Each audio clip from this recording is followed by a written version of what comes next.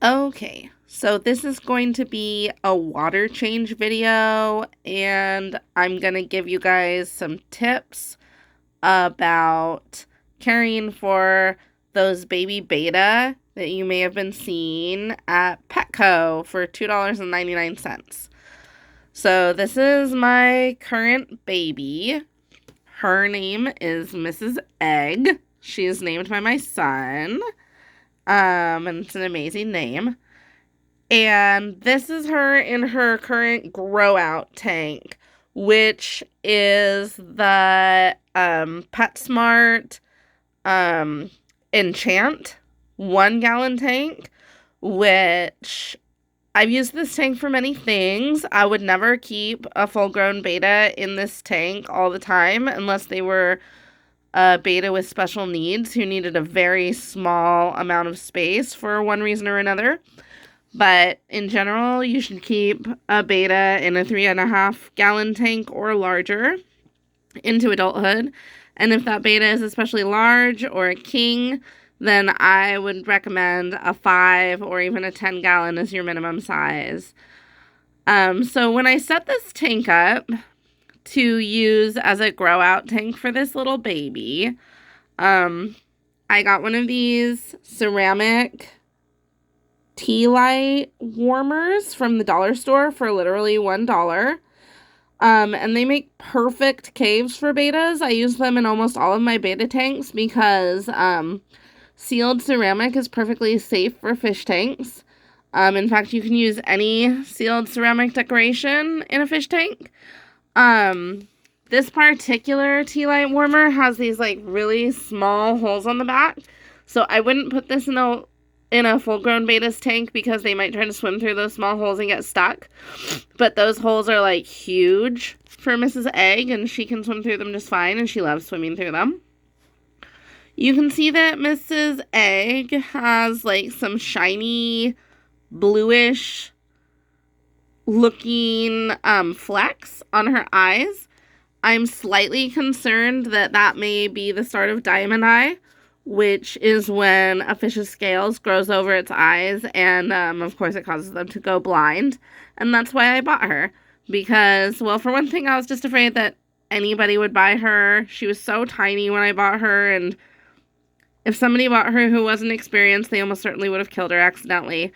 And she may go blind as she gets older, so I just wanted her to be in a home with experienced fish keepers. And I'm experienced at keeping freshwater fish. I am not experienced at keeping saltwater fish. But here's what we have that's necessary for a betta tank. We have a filter. And this is the filter that comes with the Enchant tank that I keep in here. Sometimes I will exchange a filter if I buy a tank that has a kit and it comes with a filter. A lot of the time I'll exchange it for a sponge filter or add a sponge filter. But this filter has a pretty gentle flow, and it does a good job of pulling particles out of the water, so I just kept it. But I did put a sponge over the intake, and they make these cylindrical sponges that are designed to slide right over an intake of this type of filter, and you can buy them at Petco or PetSmart for like $2 to $5. So we have the cave, and we have the filter, and we have a heater. That little flat black thing is the heater. I bought that at Petco. It's their 5-watt Aquarium brand heater. And to be perfectly honest, it's a little too powerful for a 1-gallon tank. Most heaters are too powerful for a 1-gallon tank. It would be better to have a heater where I could set the temperature instead of a preset, but this is what I had on hand and I'm monitoring it closely, so this is what we're using. Fortunately, since she's a baby, she's comfortable and in fact thrives at a higher temperature than an adult betta. And so you can see I also have a thermometer in there, which is extremely important with any heater in any tank because heaters can always malfunction. And you can see the temperature right now is approximately 82.2 degrees Fahrenheit, which is pretty perfect for a baby. It should be somewhere between 80 and 84 degrees. So I think that Mrs. Egg is actually a girl. You can see through her, and I'm pretty sure that I can see like the triangular shape right behind her tummy, inside of her, that is ovaries. Sometimes at Petco, they mislabel bettas, and their genders, especially with the babies. But I'm pretty sure that this one was correct. And so the last thing that we have in the tank, which is always a good idea, are a lot of real plants. And I just threw a bunch of plants and a tiny amount of gravel in that I'd been propagating. So none of these plants are full grown, but it gives her a lot of things to swim through and feel and hide in, and it makes her feel more secure. And it also improves the quality of the water by adding oxygen to the water, and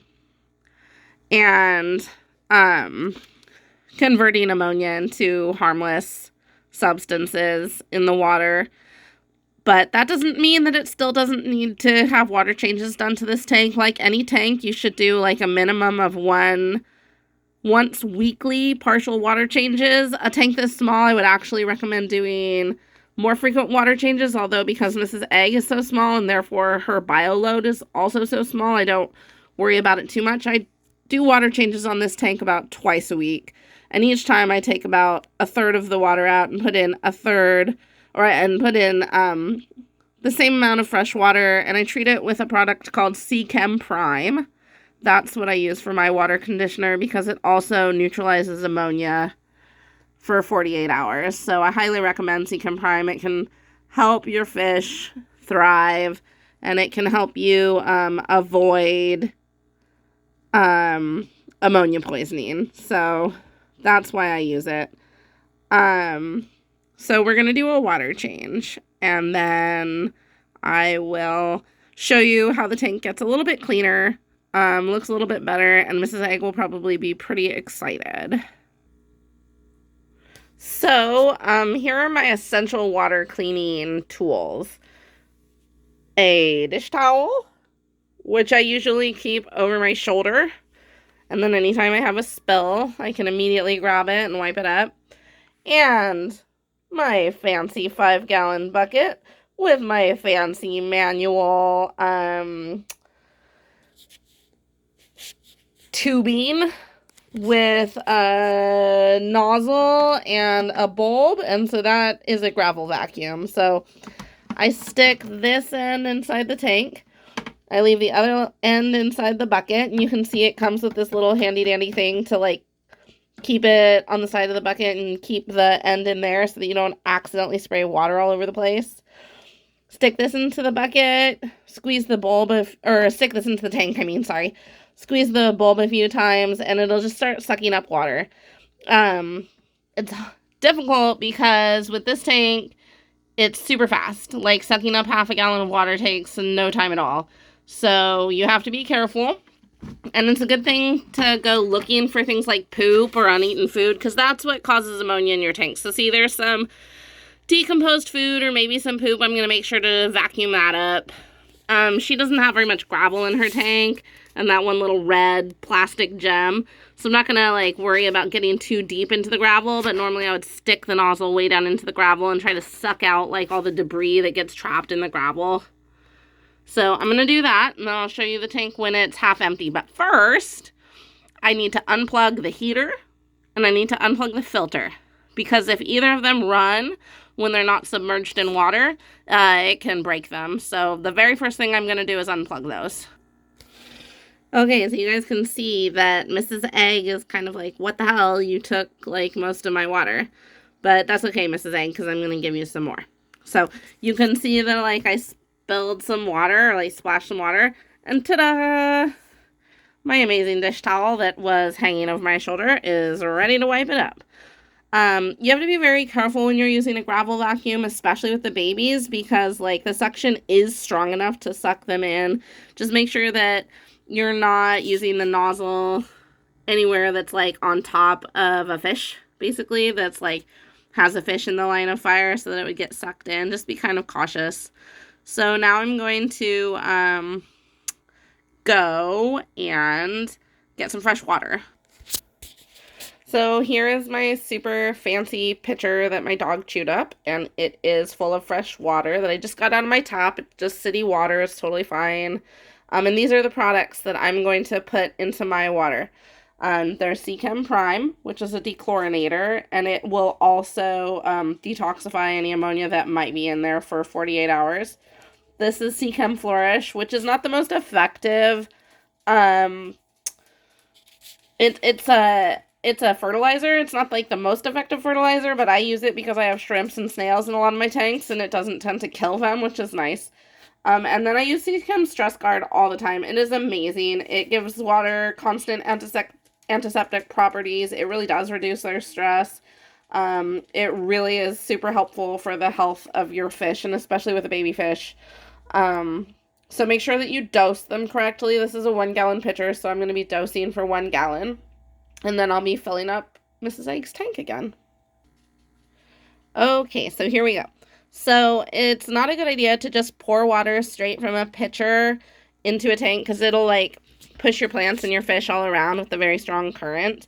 So these little ceramic tea light warmers that I use as little caves are great for that too because they have the flat part on top. So I like to pour on top of that flat part and it disperses the water so it's a little gentler. You can also pour over a plate or your hand or pretty much anything. I like to pour onto my sponge filters. That's a really good way to disperse the water. But now we're going to fill up the tank with fresh water that has been conditioned with Seachem Prime, Seachem Flourish, and Seachem Stress Guard. And I wouldn't be using the Flourish if I didn't have real plants in this tank. So if you just have silk plants and decor, which I recommend for bettas over plastic plants, plastic plants can sometimes tear their really delicate fins. But if you just have fake things in your tank, you don't need a fertilizer, of course. So there we go. There's the tank. It's all topped off. I still have some water left and it's treated, so I'll pour it into my tanks that need to be topped up.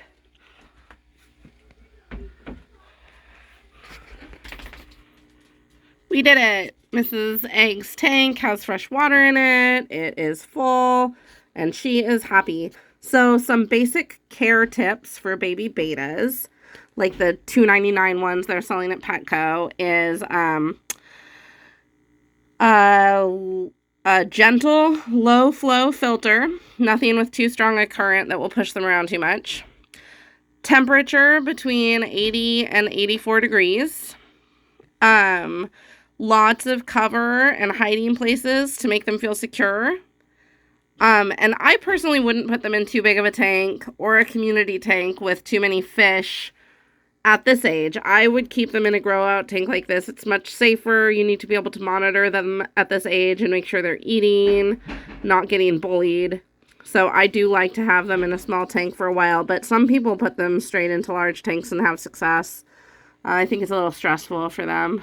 But anyway, yeah, that's it.